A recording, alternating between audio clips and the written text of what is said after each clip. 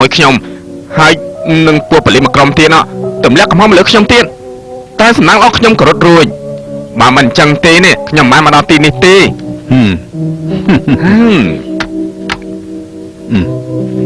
អូខ្សៀលអ៊ំស្អាតដល់ហើយខ្ញុំសុំមើលបន្តិចបានទេអ៊ំមើលចុះមើលដោយសេរីមើលស្រួលទៅព្រោះឯងគ្មានឱកាសមើលទៀតទេអំណោយពីរាជវាំងមិនមែនរបស់ខ្លាយទេរបស់ចាស់នេះអូផ្លាត់របស់ឯងធំដល់ហើយខ្ញុំសុំមើលបន្តិចបានទេឡំភ្នែកមុនមែនតែនផ្លាត់នេះក៏មានឈ្មោះដែរណាអ៊ំណែមើលឈ្មោះវាទៅអូនាគរាជមាននៅលើផ្លិតសហូរស្អាតដែរតាឡំផ្លាត់នេះគឺមានភាពរុងរឿងច្រើនណាស់តែអ៊ំពិតជាមិនដឹងអីទេមែនទេណែផឹកតែបន្តិចទៀតទៅអូឡំច្រឡំមែនតែនដូចជាអ្នកមានបុណ្យអញ្ចឹងឡំនៅទីនេះយូរហើយអូទេខ្ញុំរងចាំមនុស្សអ្នកដែលខ្ញុំរងចាំនោះគេចម្លែកខ្លាំងណាស់ណាអូហេតុអីទៅឡំខ្ញុំសម្រេចកាត់ក្តីដែលទោសប្លន់ទៅនីគាហើយមិនខ្លាចក្រែងនរណាចាប់ទេគេនេះមិនខ្លាចសូម្បីតែការប្រឈមមុខនៅមុខភ្នាក់ងារប៉ូលីសរបស់តុលាការទៀតផង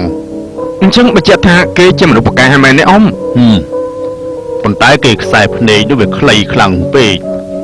ខ្សែភ្នែកខ្លីហ៎អញ្ចឹងគេមើលមិនឃើញល្អំទេមែនទេបើគេភ្នែកងងឹតនោះគេនៅទីនេះហើយនៅទីហ្នឹងខ្ញុំអត់ឃើញផងហ្នឹងឯងមិនឃើញគេទេលោកចង់និយាយពីអំណាចហ្នឹងអាម្នាក់ហ្នឹងជាឆ្កែដែលខាំខ្ញុំនិយាយប្រាប់លោកអ៊ំនោះអីគេលួចខាំខ្ញុំហើយមិនមែនបែបហ្នឹងទេគេនៅស៊ីបាយរបស់ខ្ញុំដេកនៅផ្ទះរបស់ខ្ញុំហើយមើលថែខ្ញុំទៀតណាដឹងទេ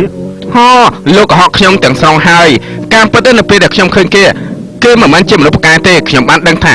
លោកនឹងគឺជាមនុស្សមិនល្អបាត់ទៅហើយចង់មកបោកប្រាស់ខ្ញុំយ៉ាងម៉េចទៀត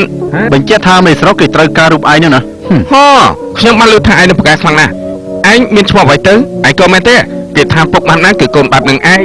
ណែពុករបស់ឯងប្រកាសជាធ្វើឯងនឹងស្រេកឃ្លានហើយនៅពេលដែលគេផ្ដោតកំណត់ឯងមកនោះឯងធ្វើស្អីទៅបន្តខាងគេអីឡំតើខ្ញុំចំណាត់ចាត់ការគេតិចចោះ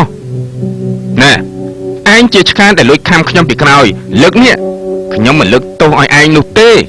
ស្នាប់បានហើយឬនៅនេះ